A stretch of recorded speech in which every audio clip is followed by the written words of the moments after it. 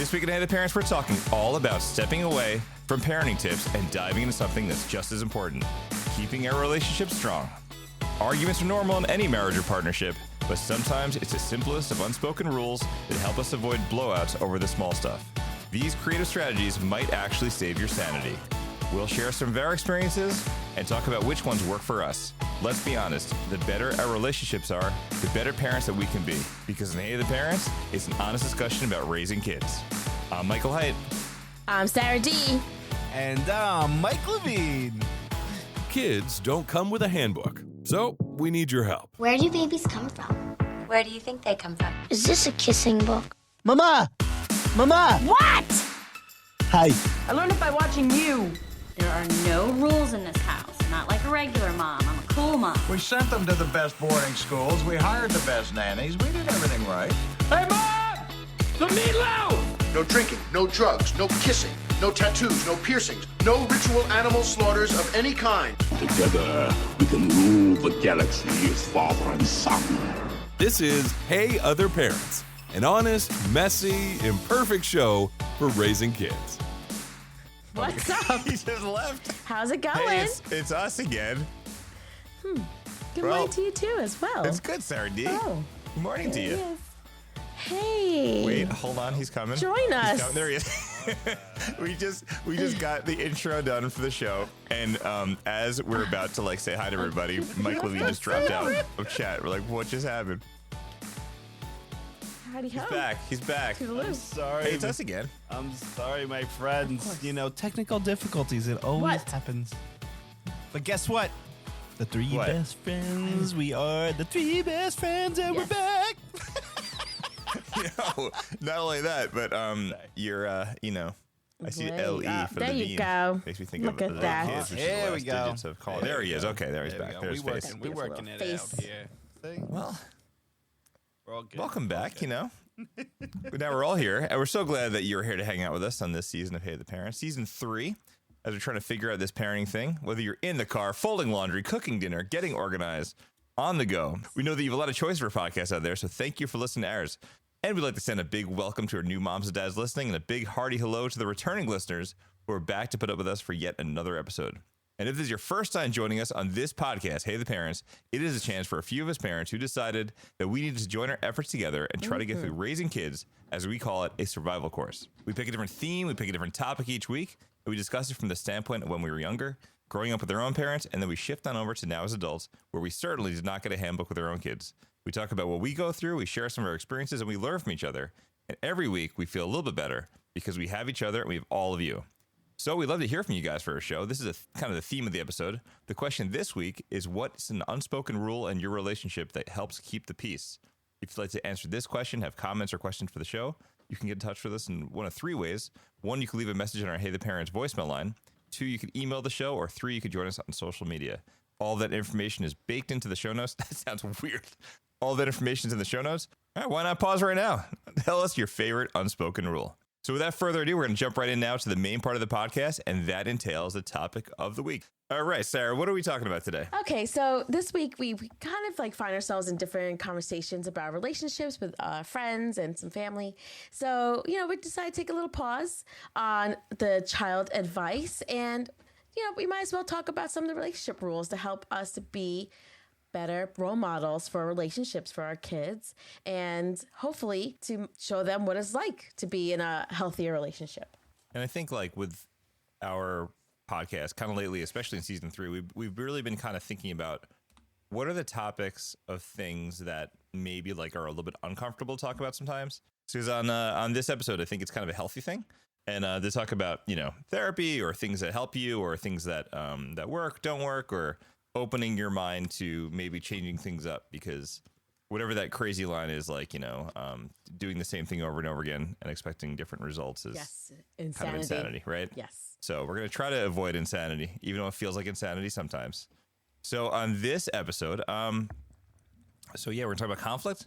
We're going to talk about kind of things that we've heard about and things that we've never even tried, and kind of give our perspective on those and what we've been through. So, all right, who wants to start us out?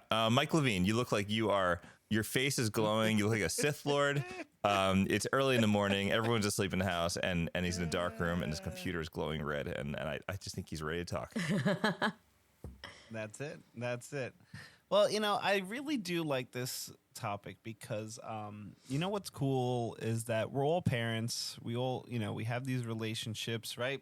This whole thing going, and we're all going through it together, right? And I think that's what I like about this topic is that we don't have like the right answers. We just have what works for us. And by sharing kind of like what works for us, maybe it could help you, or it could, help in some way, because we all have like, the things we go through every day in life with our partner and things like that. But we only have like, our own thoughts of how to go through it, or maybe we may share a thought with a friend or something. And that's what's good. It's like we're sharing our thoughts with our friends, our community, and hey, this is what works for us. Maybe it could work for you or help you. I think it's good. And obviously a quick reminder, we're obviously not therapists, but we're just talking from our own experiences. And hey, we'll be the first to tell you when stuff does not work for us, and that's just okay, right? Exactly. Exactly. So, yeah, so we're gonna start with kind of maybe we were younger, kind of experiences, kind of like we kind of went through, and maybe that kind of helps kind of shape a little bit of kind of who we are and kind of how we kind of approach things. For me, being the second kid, I feel like I observed a lot of my sister kind of getting in trouble. And that may have kind of built some of the way that I kind of react as a grown up, with kind of like being avoidant, or kind of like trying to like dodge, getting into conflict, or kind of reacting a certain way. So it's kind of hard to think about like, your experience as a kid, how they maybe aren't connected to you as an adult, but it really probably is the fact that you are kind of tied to what you grow up with. If how your parents argue, if they're loud in the house, the loudest person wins, that sort of thing. But as an adult, you sort of kind of have that connection to your childhood, and that's sort of like something that maybe could shape kind of like how you react when you're in conflict. Listen, honestly, this is a touchy subject, tough topic. Yeah. So we want to be, helpful, but yet not hurtful if other people listen to it. You know what I mean?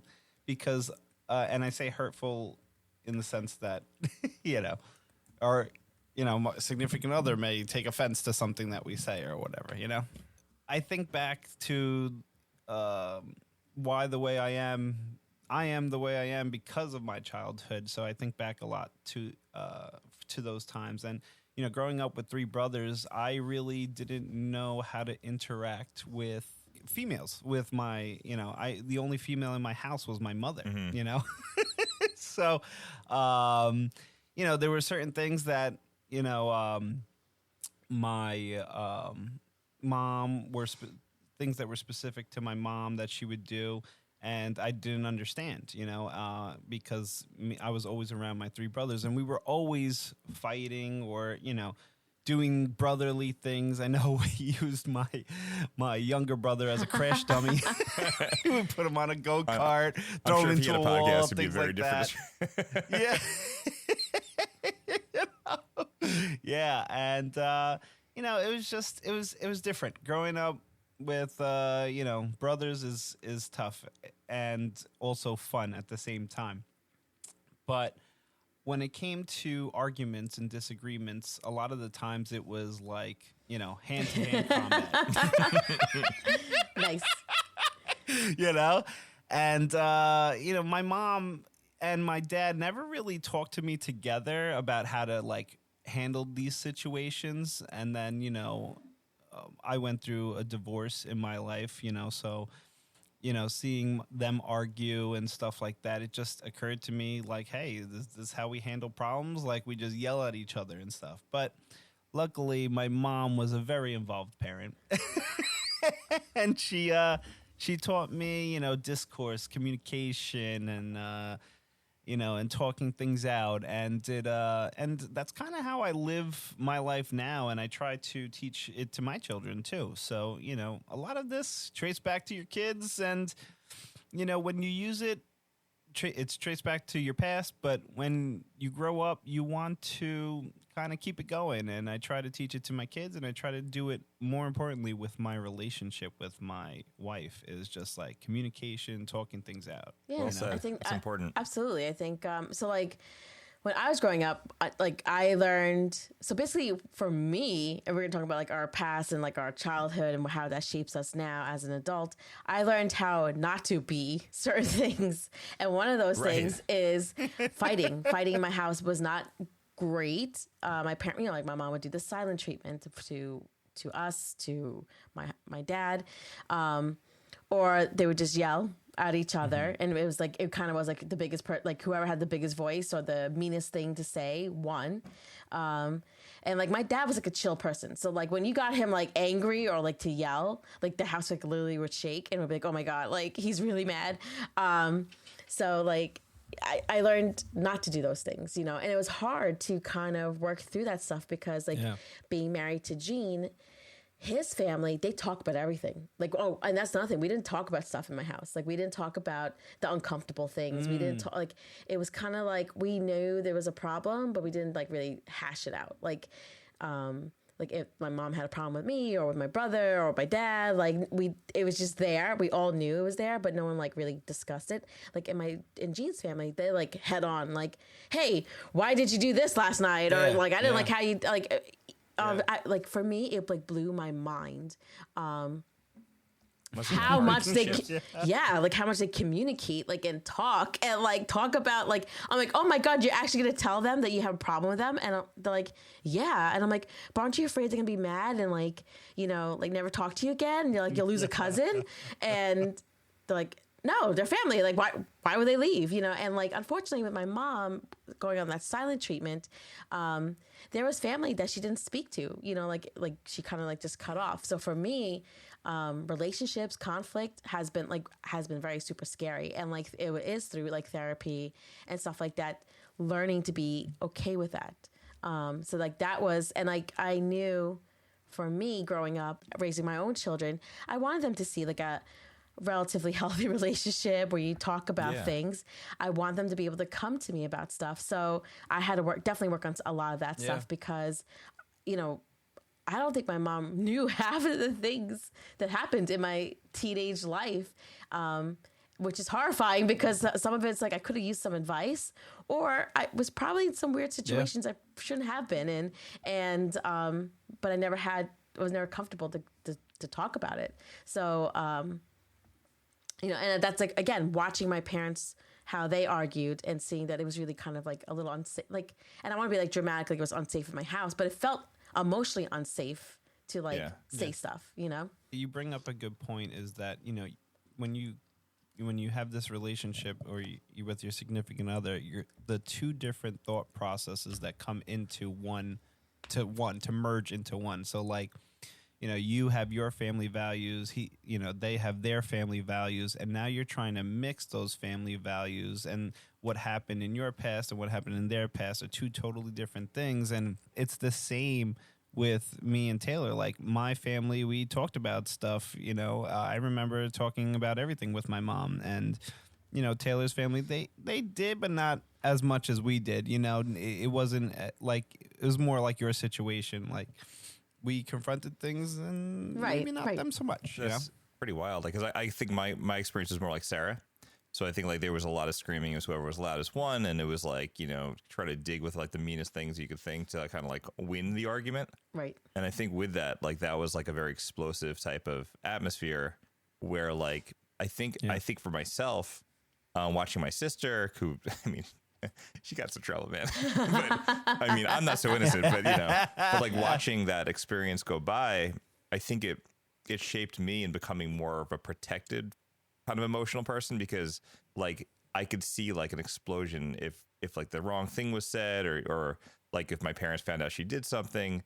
So like to safeguard myself, I think I kind of sometimes, getting into like real relationships and then, dating my wife, and well, you don't date your wife, you first date and then you become married. But when we were dating, well, I guess you still should date your wife. But we were, we were dating and learning how to argue, and like, that experience like that. I think I had a very immature approach to arguing. And I think I had to learn, the right way to communicate. And we still are working on it. And it's not something that, I don't want to paint a picture that like I'm some great guy at this. It's hard, Right.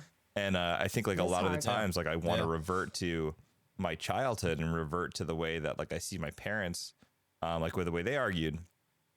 And I think like the reaction to that, I think I could kind of build up those defenses, and those have to kind of be shedded away because, my wife is not my parents arguing, she's my wife. So it's tricky, but we both obviously come into our adult relationships with those experiences when we were kids, and whatever she grew up with, it impacts her sometimes, I'm sure, and we're not Freud, so we don't know. But the thing is that like, I think like we're all kind of working to be better for each other, and hopefully our kids are experiencing a safe atmosphere. And the way that like you guys just described it, it's almost scary to me, the idea that you can make your kids not feel comfortable enough to come to you if you don't teach them proper communication. Right. And I almost think like we have some work to do to do better in our house, to help bridge that gap so that they do feel comfortable. Because, if you're not communicating and arguing properly, you're probably, like you said, you're probably making it uncomfortable for your kids to start to shed away and feel comfortable to talk about the uncomfortable stuff. So you can't just say, let's talk about uncomfortable stuff, guys. Right. Yeah. And they're like, oh yeah, sure. Totally. Cause I've seen how you've reacted to, conversations like, well, that doesn't seem, like great. There are times I am fighting, to not repeat a lot of things that like, I saw like Gene, like he needs to hash out like an argument or a discussion that we were having. And for me, sometimes it's almost like overwhelming. So I'm like, okay, well, now I'm going to go to sleep because I feel so overwhelmed with all these the timing. Is it because of the timing, or is it just still the experience of it? I think just the experience of it. I'm like, I just need to like check out like real quick. Like this is like a lot. I probably should like you throw up your barrier and you're like, yes, gotta go. Like I'm going to go into my shell because that's what I did when I was younger. And like Gene's like, I don't know how you did it. Yeah, I was still wanting to talk, and I turned over, I look at you, and you're sleeping, and and I'm like giving the silent treatment, but it's not necessary. Like there are times definitely I'm giving silent treatment because I'm like, I'm mad at you. But there's other times like I literally have no more words. Like I don't, like my brain is processing the fact that we even just got into a fight, like or into an argument, and I'm like, this is so uncomfortable, and like little kid Sara deep down inside is like, this is not nice. I'm scared. So I hide, like I turtle up, like, like I just hide into my little shell. Yeah. And then in the next morning after, like also I'm definitely that person that like days later, I'm like, I should have said this. I should have said that, so right. I need a break stylistically. Like I need like a little mental break. I need a timeout because I need to get my thoughts. I need to like process it. And like, yes, I'm kind of sleeping, but I'm kind of thinking about it, So, but he's like, you were peacefully sleeping. And I was like, no, I wasn't. It was the most torturous sleep. But I know, because the thing is like that. I think that's very common too. I mean, or at least from my experience, is like I react. I think it's funny because Sara, I'm like, I wonder if it matches, because your experience is no, but I do the same thing. Like I think my wife is like shocked that I could fall asleep, but it's just like I need to process. Like I think it doesn't, it's not like you wake up and the next day like it never happened, but like I think I need to like get my head on straight to properly communicate, right? Because like. Well, also like, the first 3 minutes of waking up isn't so great either. But, like, right. Yes. It's like, I need to take a moment, and like, I think taking a moment for me is one, so I don't like, cause I'm the kind of person that like, I'm like, almost like, be patient. And like, all of a sudden I'm like, rah, explode. So like, I kind of don't want to explode. So like, I rather like keep that first, like let it process, kind of figure it out. And I need the time. I need the time to like process so that I'm not reacting, Right. And that sometimes for me, is me, off to bed, but it's, it's funny because I think that the other partner might feel offended by the idea that you need to take a moment. Yeah, like emotionally. It's like almost like showing like you don't care, you do care, right? But you got to step away. Correct. Two things I try to remember in my relationship is like growth and journey.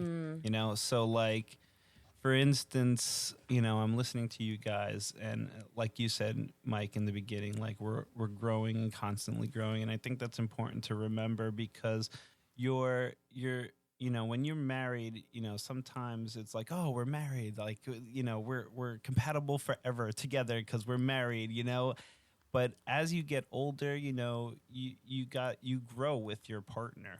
You're constantly yes. growing.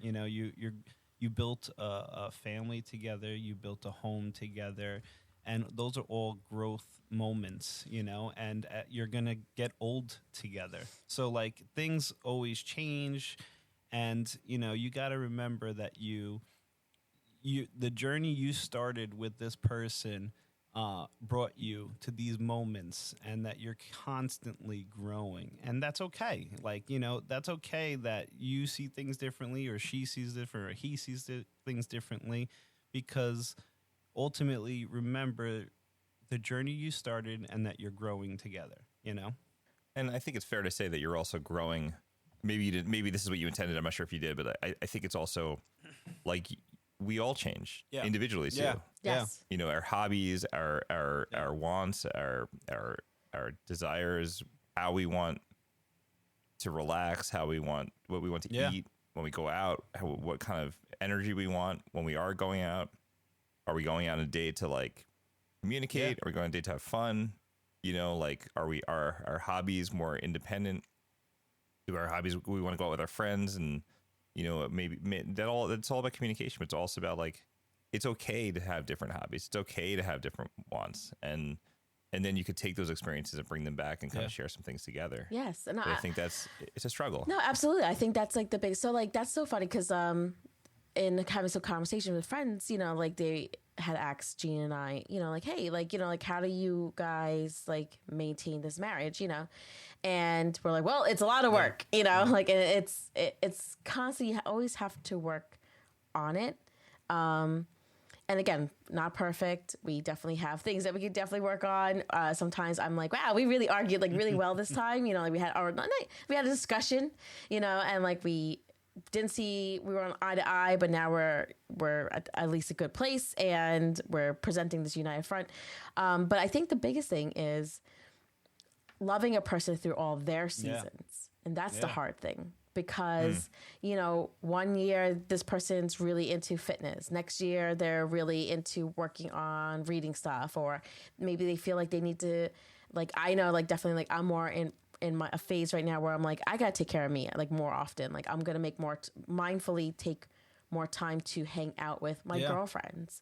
And that's something I didn't do. Like, I'd be like, no, I'm a mom, I must stay home and be like in the trenches all the time. And, not that the kids aren't fulfilling, but it wasn't always fulfilling. Like, I'm like, I need to hang out with other humans, like adult humans. And so it's helping that person grow, accepting them for that season that they're in, and know that just because they're growing doesn't mean they're growing away from you. They're growing into something else, and like having to go with it. And that is scary sometimes, is watching someone change a little bit, and it's like, but are we still on the same path? And I think that's like the biggest thing. Heck yeah. I like that. Yeah, like that's what, like I said, like, that's what has worked for us. And like, for us, Gene and I, we've been together since we were 16. So I've watched him grow from a boy to a young man. You're bound to change a lot. Yeah, it's like, and it was hard for us, I think, because we would be like, once in a while, we still like to fight over things that happened when we were like 17 years old. I'm like, okay, but then I have to like, I'm like, all right, but that was like 5,000 years ago. But like, for us, it feels like yesterday. Remember that time in 11th grade when you looked at her? No, like legit, like yes, oh like, God. And then you had the nerve to talk to him. Like, well, you were talking to her, and I don't know how that relationship was. Like, and we still like. You both had like that. You both knew your future spouses. See, but that's wild. what I mean. But it's like not holding them to it. Like that was. Now we learned to like not remove the emotion from it, but like to be like, okay, that was like when you were 17. Like you're now 40 something years old. Like that's your brain wasn't even fully developed. No, so you're right. So we're just so it's kind of like when we fight about it. It's like somewhat in jest. Once in a while, like, okay, we're getting too serious. Like, leave it alone. Yeah. But back in the day, like it was like we fought on it still, like as if it happened yesterday, and it was like, okay, we have to let some things go, Elsa. That That's exactly what I mean, is like remembering the journey, right? Like me and Taylor have been together since I think she was 17, 18, and I was like Well, she was turning 18, so she was turning 18 that time. Okay. We got together or whatever. But yes. But it's clarifying. Definitely. Please clarify that. Disclaimer. But it's great because we've been together for so long. So like, and I said, remembering the journey, like we always go back. Taylor, pay attention how he said so long. He didn't say like so long. No, but we go back to like all those little times, where we had these, these moments that were funny or stupid, and we just reflect on them and just laugh about them. Actually, a little side game that we play on our anniversary is like we do remember the good times, remember the bad times, and remember like the okay times. And like, so we'll bring up memories. We'll like, all right, which one you want to do first? We're like, let's get the bad times out of the way. Yeah. Right. Yeah. Aww, and we'll that's talk cute. about all like the bad things that we went through, like, surviving Hurricane Sandy and losing our cars and like things like that, and then we'll bring like good moments like the birth of our children, things like that, So it's a cool little game, and it helps us remember our journey of, where we are here, But I think another important thing to know is we show our love differently to each other, like, and that's okay. You know what I mean? Like, I will, like Sarah, like the love yeah, language, like kind the of thing? love language kind of thing. And I think she's Yes. mentioned this. Like I get up every morning and make coffee or tea for us, and Taylor may not make tea every morning.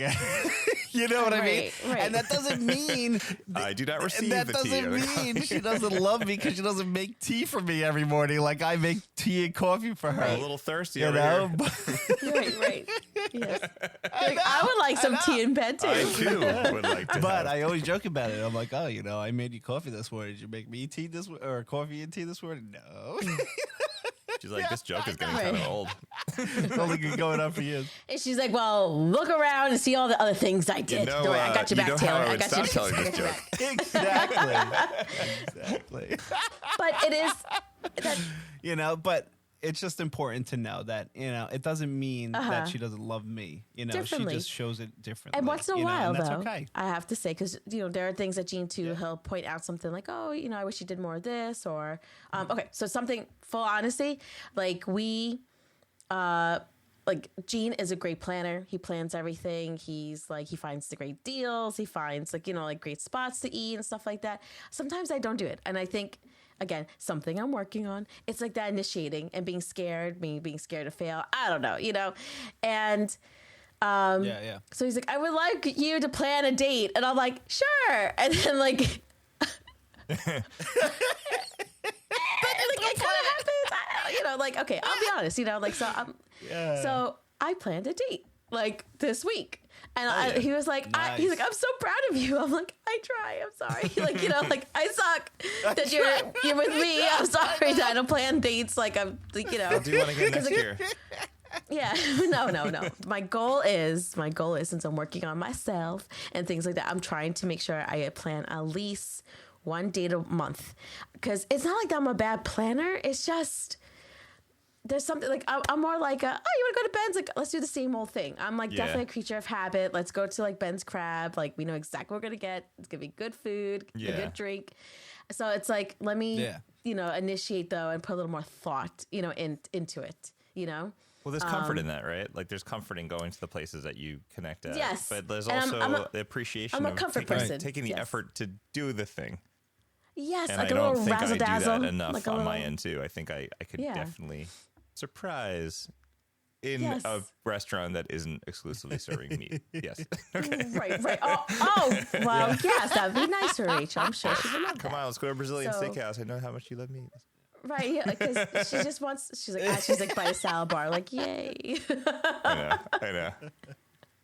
No, but it's funny because, when we go out, Jacob's getting older now. So, we're kind of at the point now where we're going to start to try having him watch the other two. Built-in babysitter?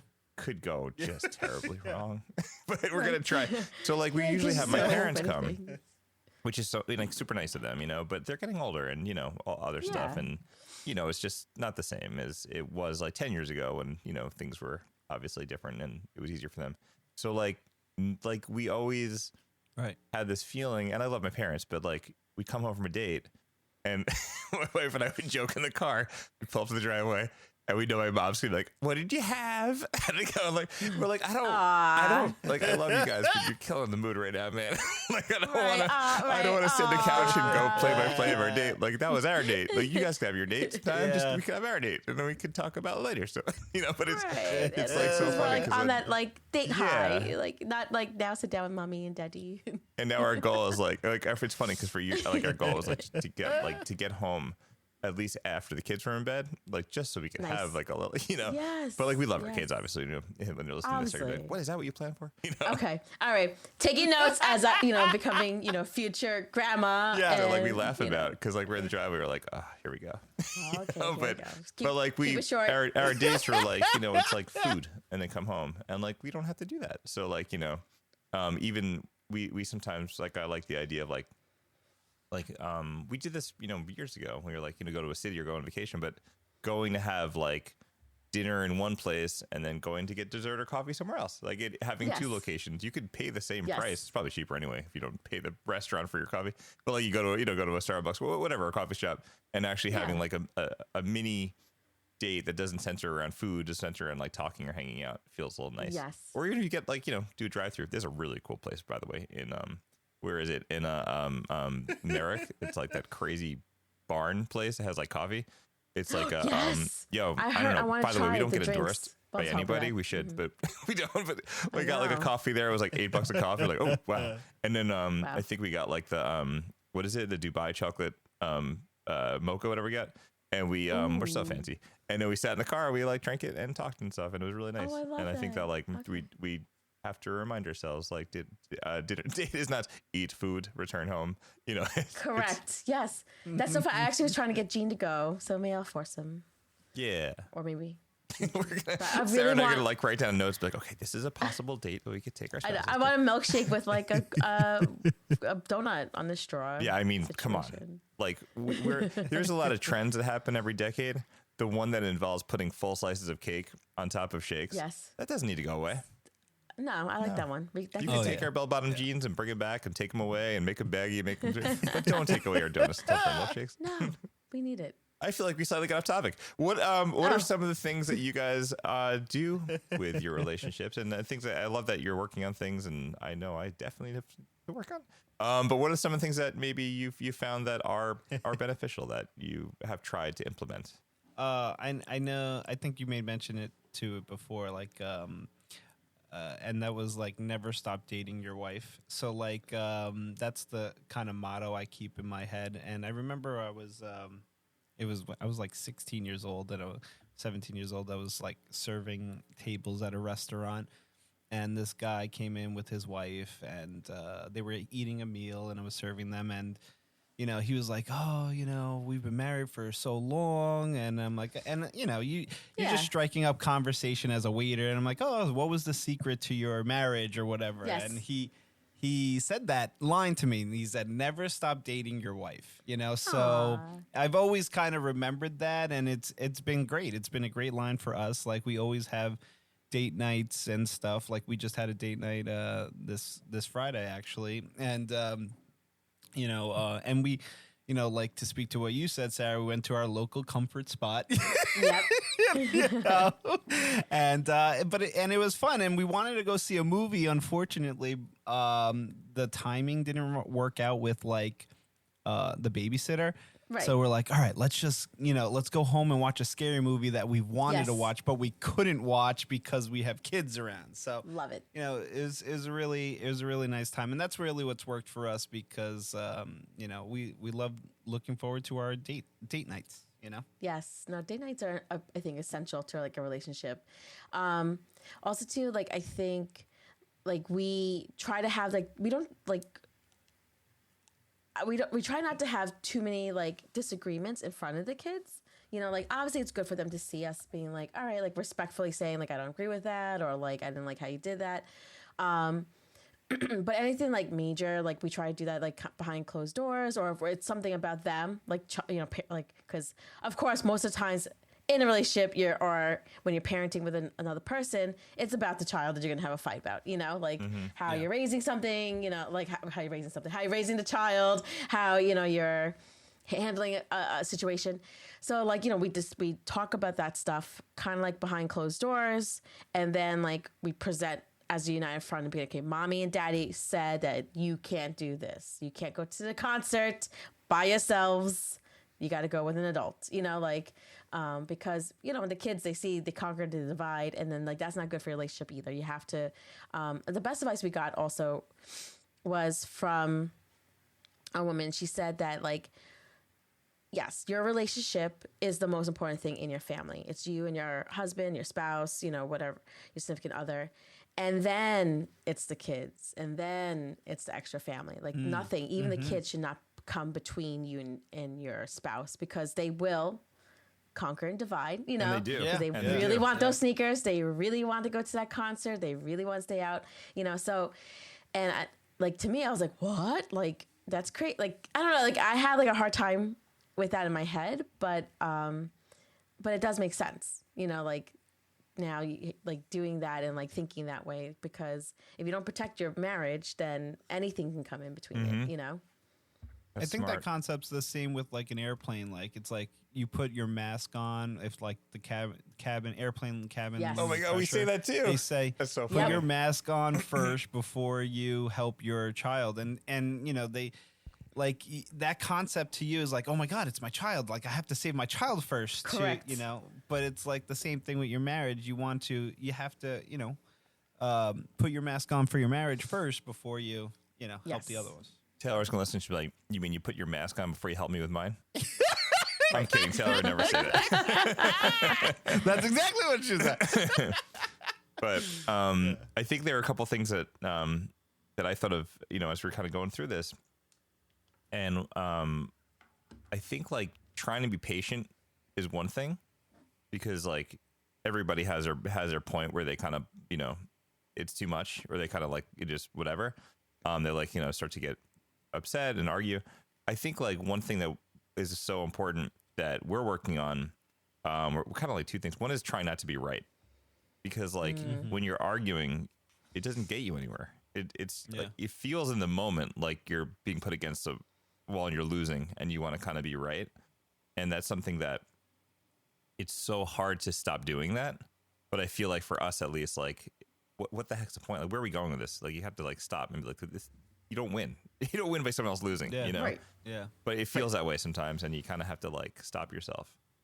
Something else that we kind of, you know, have been kind of working on too is this idea. And I think that for I can't even imagine how long that this has been a thing that I was doing, I wasn't realizing, is like when you're in the heat of the moment, or you're complaining to the person about something, it's, you could like say what's bothering you, but I don't think that it's necessary to like pile on like proof, like you're in court. Like you don't need to give the reasons and the examples of why the person did something wrong. Like the first part of just like saying the thing that's bothering you, or saying the thing that's wrong, is enough. You don't need to get like exhibit A, exhibit B, exhibit C. That just causes like it causes like a sense of like you're standing up on your like high horse, and you're talking down to the person. And I think that doesn't really help. And I do it. I think my wife does it, and we're trying to stop that, because it just hurts us. You know, it doesn't help in any way. And I do that too. Like, you know, and it's, you know, sometimes I just try to show the trajectory of my thought process of like how I came to this argument, and why I'm kind of like thinking the way I'm thinking. And sometimes I'm like, my wife doesn't want to hear this. You know what I mean? Right. Yeah, right. And I'm making things worse because I'm like you said, I'm just piling things on, Mike, you know, and I have to like take a step back, and like you said, it's not a matter about being right, but I do think sometimes like it's good to give that other person, hey, you know what? You're right. I was wrong. You know, because it just it makes them feel valued, and it makes them feel like they were listened to, you know? And I think because of the way I was saying before, like I try to show the trajectory of things and I pile things on, it makes it seem like I'm the one that's always right, you know? So the fact that I'm like kind of giving her the voice, like, hey, you're right, I'm wrong. You know, I'm taking a step back, and just so that she has acknowledgement, you know, and like I acknowledge her, and I believe in her, and I, you know, and all that. So I don't know. I just think that helps. Well, I think like one of the things that you said, maybe you didn't even realize that you said it, was one of the things that I wrote down was you kept saying the word I, and then you didn't say the word you, and I think that that's something that I think we both realize that, you know, when you start to say like I feel this way or I'm doing this, is very different than saying you're doing this thing or you're doing that. Like I feel like it's very accusatory, and it definitely de-escalates you know, the situation a little bit. And the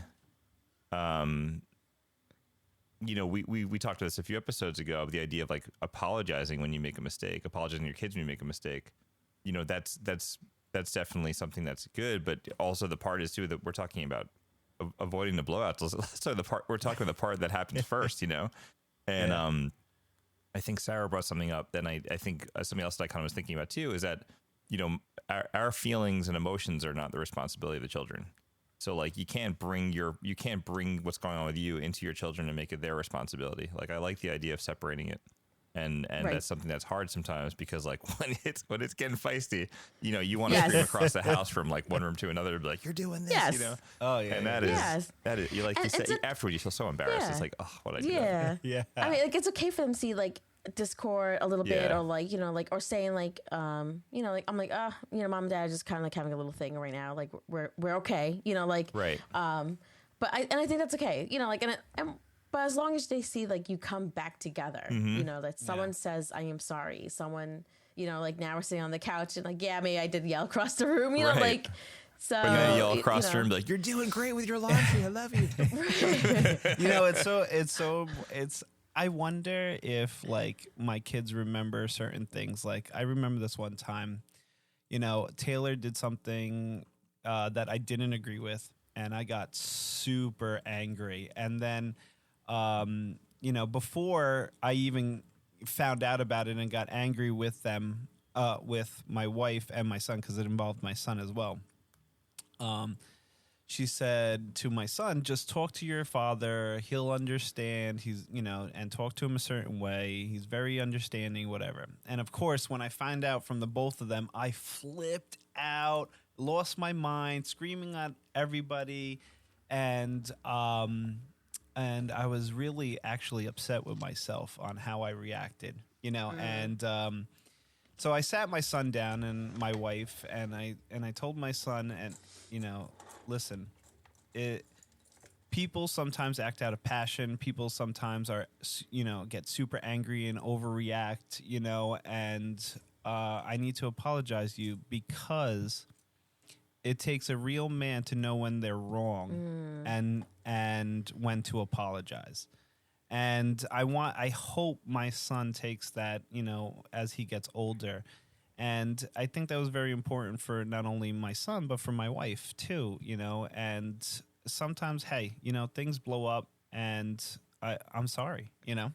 I think that's great. Because sorry could go a long way. I think it's also important to maybe like try to, this is maybe for a different episode, but like maybe to try to make sure you're teaching your kids also, you know, out in the world, not to apologize, not to be so quick to apologize when it's not something they should be apologizing for. And that's not usually an internal relationship with your spouse, but you maybe think about dealing with conflict for children. Maybe we'll do that for a different episode, and how to teach them to deal with conflict in different ways. So there's so many things here. And like originally what's so funny is like, we were just, you know, this podcast episode, you know, it really kind of morphed into something where we didn't know it was going to go. And I think that's like why we really enjoy doing this podcast, because like, you know, we plan things, we put some notes down, we write some things from our own perspective, and then we don't tell each other, and then we come together, and then we have purple colors and orange colors and black fonts, and we gather the stuff down, and we're ready, and then we start to talk, and it's good, it's healthy, you know, we talk about things. But we originally had some things like we found are very silly, like a couple that rolls a 20-sided dice to find out who wins, and then this person like will do the chores or stuff, or even things about something ridiculous we saw too was something about a couple that always fights naked because it keeps some humor. But regardless, we don't do that. I don't know worry. About yeah, that. we got that's insane. So, but regardless of all of that, I think that the conversation today was far more. It was good to kind of take the silly out of it and really kind of talk about what matters to us and how we're feeling. And this conversation is something that I think we should keep continuing. And one way that I think we're going to do that is there was an absolutely incredible book. It's an audiobook. It's a regular book. You could read it. You could listen to it. And we're going to do a Hey Other Parents book club, which I think will be kind of interesting for us. And there's a book, Fierce Intimacy. That is something that we're going to let you know how we're going to do that. Fierce Intimacy by Terry Real. It's a book that basically is learning to fight for each other and not fight with each other, and kind of grow from having these childhood experiences that impact who we are as an adults and how we deal with conflict and how we when we feel that we're in a moment, how we start to react and how to try to silence that sort of side of ourselves. And I think it'll be kind of cool for us to read it and kind of have our own perspectives. So what we're going to do is we'll tell you when we're going to start reading and what part of the book to get up to, so that maybe we'll do it over the course of 2 episodes. So maybe we could say, we'll mention it next week, but I think what we're probably thinking is maybe starting the book and then in 2 episodes we'll probably get to it. So it wouldn't be the next one or the one after, but maybe, if this is episode 5, then maybe episode 8, we can kind of be ready to, did you do the math right? Yeah, I did it right. Okay, cool. So maybe episode 8, we'll do the first half of the book. So we'll tell you about that, next time in the show notes, and we'll kind of go from there. Does that sound good to you guys? I like that. Sounds that good. All right, cool. So we are, all right. So, and as this episode seems to be the case, we know that we also have a part of the show where we talk about time to unplug. This is where we talk about things that are going on outside of the children, because sometimes we just have to have something for ourselves or with our spouses. It gives us a chance to decompress, because you'll be a better we if you take care of me. And with that, it's time, Sara D, because it rhymes. Yes. Well, actually, I have another recommendation. Yes. So this week, and the following of taking care of myself, I went out with a girlfriend of mine. We went to Casita RD in Baldwin, if you're of the Long Island area. Ooh. It is a small little location, Dominican food. No way. Great vibes, yummy food.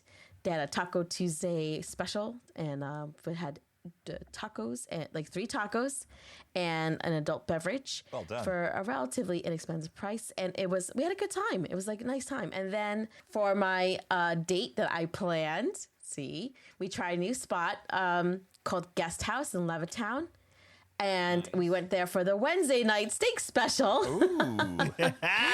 And that was good, because you got either a New York strip, a ribeye, or a skirt steak, and then 2 sides and a starter salad. And again, the adult beverage was very nice. And nice. And then last night, my daughter went to a concert of her lifetime, and she was very excited at the Barclays. But we were like, okay, you can't go by yourself completely. That's crazy. So her friend's mom and I, we went and we found a yummy place to eat there, and that was called BK9 in the Barclay area. But I was just around the world this week. Wow. I just thought about that. And that was delicious as well. That was Caribbean. So that was a Haitian, Jamaican fusion spot. And that was yummy. The food was good. Yeah. Good times. What I love about that is that eats. You found 2 things. One is you're going out during the week, which is cool. Then number 2 is that you're taking advantage of it, because places that are having these deals and stuff, if date night is always Saturday night, prices are going up, or you get the benefit of, of going, to a place and getting a special. That's pretty cool. Yeah. Look at that. Mike Levine, it's time for some zombies, baby. Dude, my wife and I, we actually had the date night this Friday. I mentioned it before. And we've been trying. We wanted to go see The Conjuring in the movie theaters, and but times didn't line up, so we wanted to also see 28 Years Later, which is like a sequel to 28 Days Later, 28 Weeks Later. Now they have 28 Years Later. Okay. And we really liked the movie until like the end. It got weird. No. Man. Weird. And like, it's a zombie movie, so like, what are you expecting, right? But it just got super weird. Oh, really? We're like, this didn't go the way, when you highly anticipate it, liking something, and then it just kind of like flops for you. Yes. So that's kind of what 28 Years Later was for us. And they're already working on another one, which is crazy. They are. And the reviews are very mixed online. It's got like an 88% on Rotten Tomatoes, but a 2.2 rating on like overall on like Google, So okay. That's wild. But I wanted to mention it because like it was fun just unplugging with Taylor, watching a zombie movie, and again, we weren't looking for an epic story, but we were looking for like a little something. Yeah. I know, wasn't it? It wasn't. And now you guys can bond over the movie you watched. Yeah, exactly. You can talk about it. And what was good at the end of the year? What was good? What was bad? What was right? Like what was okay? So that's why you're okay. Awesome. Check. Look at that time we watched that zombie movie, and we're like, what? What about you, Mike? What I'm shocked. I'm shocked right now that I'm actually saying this. I for the longest time despised DC movies, Marvel kind of guy. I did it. I saw Superman. It was so good. Oh. It was so good. I am like late to the party. I get it. It's already in the movies. It finally came to HBO Max. I was like, we missed it. I'll watch HBO Max. It was so good. I couldn't believe it. It was like, obviously, the director did Guardians of the Galaxy. So like, I like that. But like, what a nice change that I don't want to ruin it because I'm sure I was probably the last person to see this, but I don't want to ruin it. But the first part of the movie was some of the best writing I've seen in any movie. Like, really, it was amazing. There's like, I'm not going to say what it is, but there's like text that shows up at the bottom of the movie as it's sort of like starting, and you're reading it, and it's so well crafted that every time a new line shows up at the bottom that you're reading, you're like, where's this going? What's happening right now? Whoa. And it's such a treat to not. My biggest complaint with Superman is always like, this guy's too strong, everyone's too weak, the same story over and over again, like blah, blah, blah, blah. Right. They find a way. Ooh. It was so. I did hear good things about him. So good. And the writing and the feels and the music, and it's James Gunn. And the guy who plays Superman was great. He kind of like, I can't even think of, it's so weird. I don't know why I think this, but he sort of reminded me of Brendan Fraser a little bit. Really? But like in a good way, like, had like that sort of like acting where like he kind of like shows like he genuinely cares, or he shows that like good feeling, But anyway, I really liked it. I thought it was fantastic. I fully endorse DC Superman now. I really think it was great. But so anyway, we're just about out of time. So it was so much fun. I don't know. I guess it was really, healthy. Hanging out with you guys in this episode of Hey the Parents. We talked about avoiding blowouts for relationships, our experiences from childhood, and kind of like how we come to the table now as adults, and we try to make a positive change, and how we look forward to jumping in on a future episode with our little book club. I'd like to take a moment to thank our listeners and supporters for donating to the show. If you want to help support the show so we can keep making episodes like this one, we have a link to donate in the show notes. If you don't have the means to do so, we really appreciate it when you tell your friends or family about the podcast so we can keep reaching more listeners. Maybe we could learn from them, they can learn from us in this growing community. And if you get a chance, please leave us a review on Apple Podcasts or Spotify. We can't wait to explore this parenting thing again with you next week on Hey the Parents, because every week it's an honest discussion about raising kids. Don't forget to hug your kids and your spouse and charge those Chromebooks. That's going to do it for me and for Sara and for Mike, and we'll see you next time. Bye-bye. Hey the Parents is produced by Mike Levine, Sara D, and me, Michael Haidt. I edit and mix our show. Our intro voice recording was done by the one and only Coltrane. If you like our show, we hope you consider going to the show notes to help support the podcast. Check the notes for social media information and contacts, and we look forward to seeing you next time.